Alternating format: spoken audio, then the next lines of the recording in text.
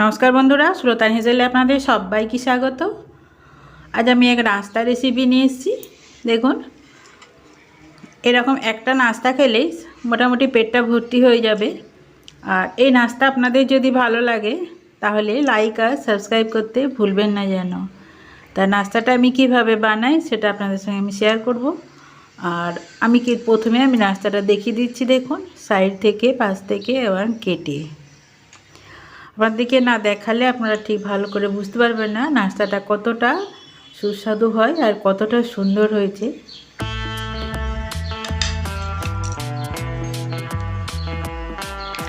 आमी चारदिकटा घुरिए देखाच्छि। देखुन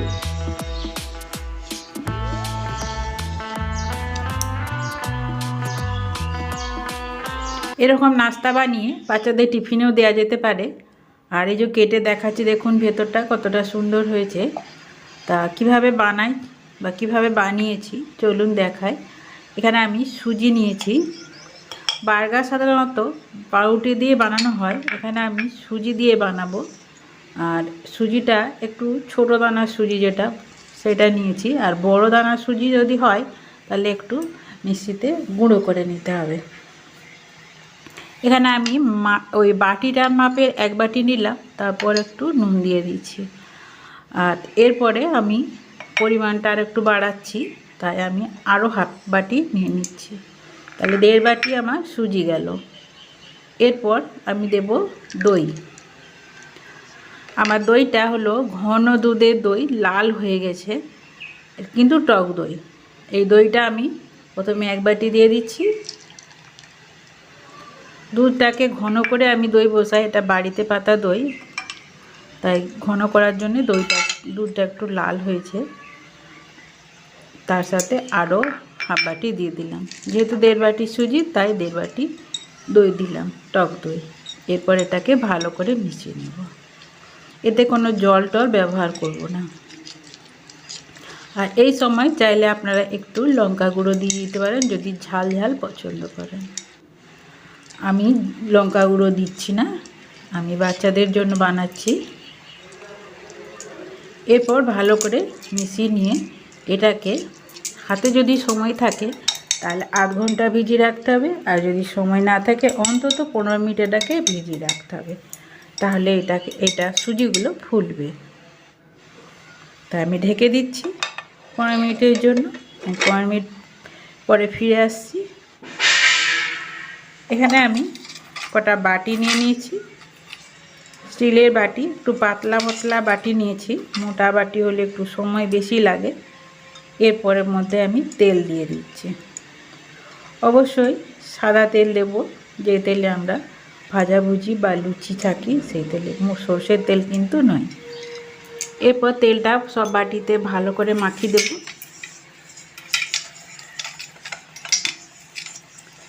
খেয়াল রাখতে হবে এতে আমি যখন ইডলিগুলো বানাবো তখন ইডলিগুলো উঠে আসবে খুব সহজে। আর এদিকে কড়াতে আমি জল বসিয়ে দিয়েছি আর একটা স্ট্যান্ড দিয়ে দিয়েছি। এদিকে দেখুন সুজিটাও ফুলে গেছে আর একটু টাইট হয়ে গেছে।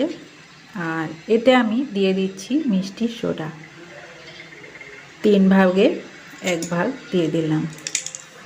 1 চামচে 3 ভাগের 1 ভাগ। তারপর একটু জল দিয়ে দিচ্ছি, যেহেতু টাইট হয়ে গেছে। আর সোডাটাকে ওই সুজির সাথে ভালো করে মিশিয়ে নেব, তাই জল দিয়ে। আর যদি মনে হয় খুব টাইট হয়েছে তাহলে আরেকটু জল দেওয়া যেতে পারে। তাই আমি আরেকটু জল দিয়ে ঠিক এই রকম একটা ব্যাটার তৈরি করে নিয়েছি।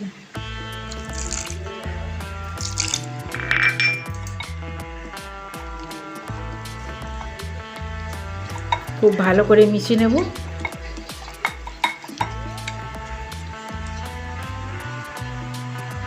ঠিক এই রকমটা হবে।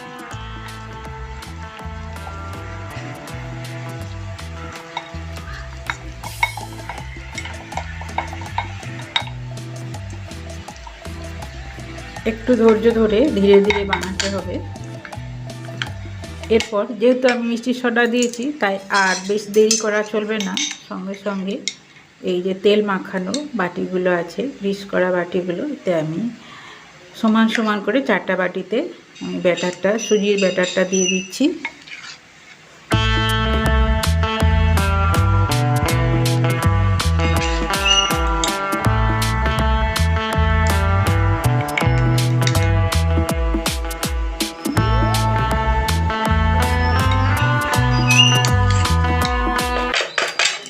এরপর বাটিগুলো একটু ঠুকে দেবো, ঠুকে চারদিকে সমানভাবে যাতে চারিয়ে যায়। আর ভেতরে যদি কোনো বাতাস থাকে বাতাসগুলো বেরিয়ে যাবে, মানে ভেতরে বাতাস থেকে যেন ফাঁপের না সৃষ্টি হয়, তাই ভালো করে ঠুকে চারটা বাটিকে সেট করে নিচ্ছি।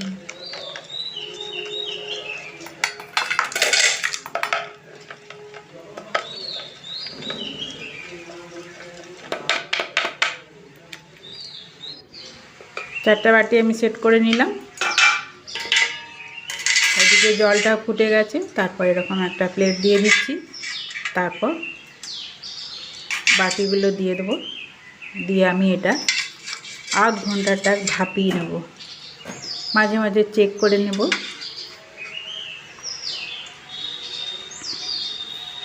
এর উপর একটা ঢাকা দিয়ে দিয়েছিলাম থালা, আর দেখুন এটা ফুলে উঠেছে কত সুন্দর। এরপর একটা ছুরিকে ঢুকিয়ে দেখব যে এটা হয়ে গেছে কিনা। দেখুন হয়ে গেছে, সুন্দরভাবে বেরিয়ে আসছে আর গায়ে লেগে নেই। এরপর গ্যাসটা বন্ধ করে বাটিগুলো আমি ঠান্ডা করে নেব। এদিকে আমি আর একটা বাটি দিয়েছিলাম, কারণ একটা কড়াতে আমার ধরেনি। এরপর আমি পুরটা তৈরি করে নেব, বার্গারের পুরটা। তাই কড়াটা আমি গরম করতে দিয়েছি, তার উপরে আমি দিয়ে দিচ্ছি রাইস অয়েল। এখানে আপনারা বাটারও দিতে পারেন, বাটার যদি খান তাহলে বাটার দিতে পারেন। এরপর রাইস অয়েলটা আমি ভালো করে পুরো কড়াতে মিশিয়ে নিচ্ছি। এরপর 10-12 কোয়া রসুন কুচি আর 3টা কাঁচা লঙ্কা কুচিকে দিয়ে দিয়েছি, দিয়ে আমি ভালো করে ভেজে নেব একটু।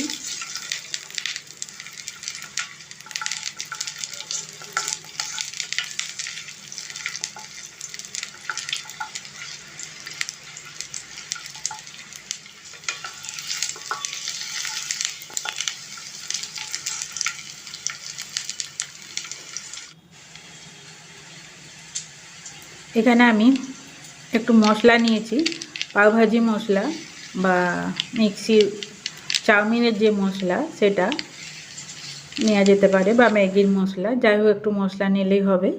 তো পাওভাজি মশলা নিলে আরও বেশি টেস্ট হবে। আমি এখানে পাওভাজি মশলাই নিয়েছি। তারপর 1 বাটি পেঁয়াজ কুচি দিয়ে দিলাম। রসুনগুলো হালকা ভাজা হওয়ার পর পেঁয়াজ কুচি দিয়ে দিচ্ছি 1 বাটি। তারপর ক্যাপসিকাম কুচি দিয়ে দিলাম 1 বাটি। টমেটো কুচি দিয়ে দিচ্ছি 1 বাটি।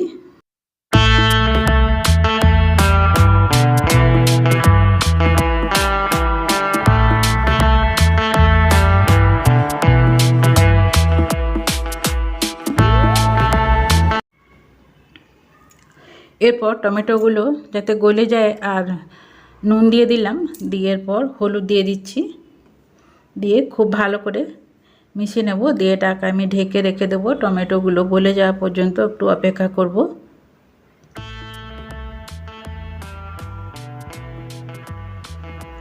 গ্যাসের আজকে এই সময় মিডিয়াম রেখে ধীরে ধীরে আমি মশলাটা রেডি করে নেব, মানে পুরটা।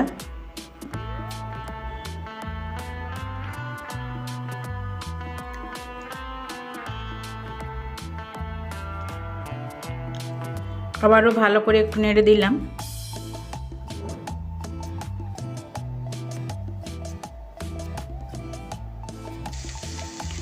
এরপর আমি আবারও একটু মশলা দিয়ে দিচ্ছি, পাওভাজি মশলা,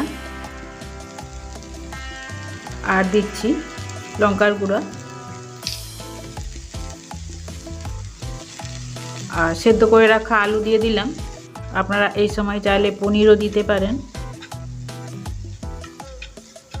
আমি আজ আলু সেদ্ধ করা আলু দিয়ে বানাবো, বা মাংসের কুচিও দেওয়া যেতে পারে, ভেজে রাখা মাংসের কুচি।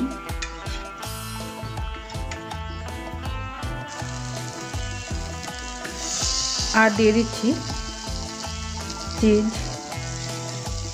চিজের কয়েকটা টুকরো দিয়ে দিলাম। এটা আমুলের চিজ, এটা পুড়েও দেওয়া যেতে পারে, আমি ছোট ছোট পিস করে দিয়ে দিচ্ছি। তারপর আবারও ভালো করে মিশিয়ে নিচ্ছি।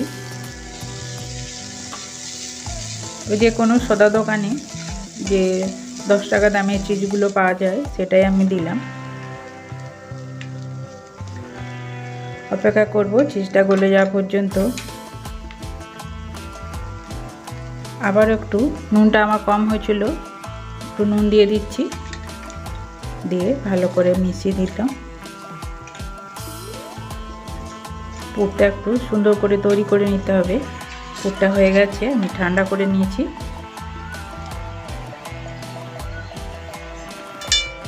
এরপর বাটি থেকে আমি ইডলিগুলো বের করে নিয়েছি, দেখুন। আর মাঝে মাঝে আমি একটু করে কেটে একটু পাতলা পাতলা করে নিয়েছি। এরপর বড় পিসগুলো একদিকে করব আর ছোট পিসগুলো একদিকে করে দেব।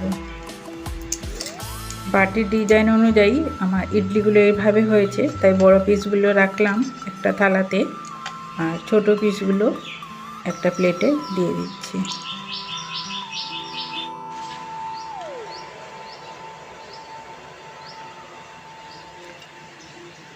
অনেকগুলোই পিস হয়ে গেছে কেটে দেওয়ার জন্য।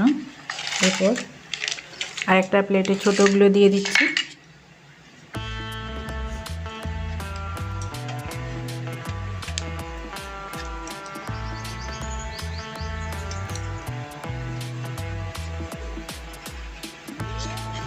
এখানে 4 পিস আর ছোট হলো 4 পিস।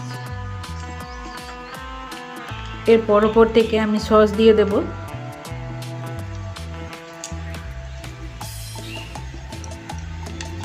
আপনারা মেয়োনিজ থাকলে মেয়োনিজ দিতে পারেন। এরপর দিয়ে দিচ্ছি chili sauce, red chili sauce. এটা যেহেতু বাচ্চাদের জন্য বা বার্গার একটু মিষ্টি মিষ্টি হয়, তাই এই সসটা একটু কম দিলেই পারেন। আমি খুব কমই দিলাম। তারপরে একটু ভালো করে মাখিয়ে নিচ্ছি। এরপর যে পুরটা তৈরি করেছিলাম, পুরটাকে একটু চেপে চেপে দিয়ে দেব।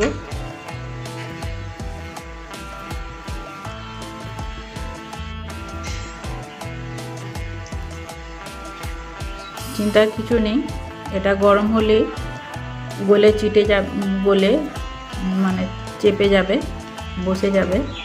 এখন ছড়িয়ে বেরিয়ে যাচ্ছে, কিন্তু যখন আমি এটাকে ভাজবো তখন এটা ভেতরে আটকে যাবে। এবার আমি কড়া গরম করতে দিয়েছি। তাওয়া থাকলে ভালো হতো, তাওয়ায় করা যেত, আমি ননস্টিকের কড়াটাই করে নিচ্ছি। এরপর উপর থেকে আমি একটু লঙ্কা গুঁড়ো দিয়ে দিলাম আর পাওভাজি মশলাটা তেলের সঙ্গে মিশিয়ে দিচ্ছি। দিয়ে তৈরি করে রাখা বার্গারগুলো আমি দিয়ে দিচ্ছি। প্রথমে উল্টো দিক উপর করে দেব, তারপর উপর উল্টো পিঠটা ভেজে নেব। এই পর্যায়ে এসে বলি, যেসব বন্ধুরা আমার এই রেসিপিটি দেখছেন তাদের যদি ভালো লাগে প্লিজ লাইক দেবেন। এরপর এভাবে দুটো সাইড ধরে উল্টে দিতে হবে সাবধানে, আর একটু চেপে দিতে হবে, তাহলে একটার সাথে একটা খুব ভালোভাবে জুড়ে যাবে।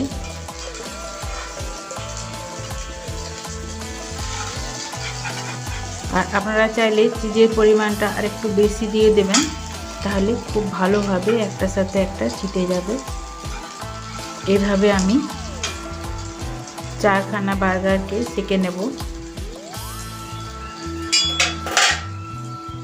তা আমি 1 মিনিট কিংবা 2 মিনিট সময় ধরে এগুলোকে ঘুরিয়ে ঘুরিয়ে সেঁকে নেব। এটা সেঁকতে আমার 4 মিনিট সময় লেগেছিল। গ্যাসের আঁচকে মিডিয়ামে রেখে এটাকে সেঁকে নিয়েছিলাম। যেসব নতুন বন্ধুরা আমার এই রেসিপিটি দেখছেন তাদের যদি ভালো লাগে প্লিজ সাবস্ক্রাইব করে পাশে থাকতে পারেন। আমি এইরকম নিত্য নতুন রেসিপি দিয়ে থাকি, সেই নোটিফিকেশান আপনারা পেয়ে যাবেন। আর অবশ্যই অল নোটিফিকেশানটা অন করে রাখবেন। দেখুন আমার হয়ে গেছে দুটো। এরপর আরও যে দুটো আছে সেগুলো আমি সেঁকে নেব একে একে।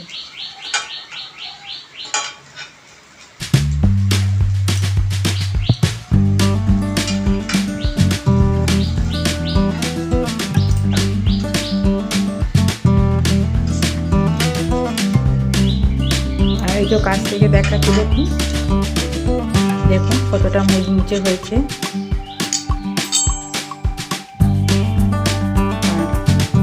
সবগুলোই আমার হয়ে গেছে। আমার বার্গার রেডি, বা সুজি আর আলু দিয়ে বিকালের নাস্তা আমার রেডি। এভাবে বানিয়ে অতিথিদের পরিবেশন করতে পারেন, কিংবা ছোটো বাচ্চাদের টিফিনেও দেওয়া যেতে পারে, আর চায়ের সাথে যেমন করে ইচ্ছা পরিবেশন করতে পারেন বা খেতে পারেন। আমার এই রেসিপিটি ধৈর্য ধরে দেখার জন্য আপনাদের অসংখ্য ধন্যবাদ। আপনারা সবাই ভালো থাকবেন, এইভাবে আমার পাশে থাকবেন।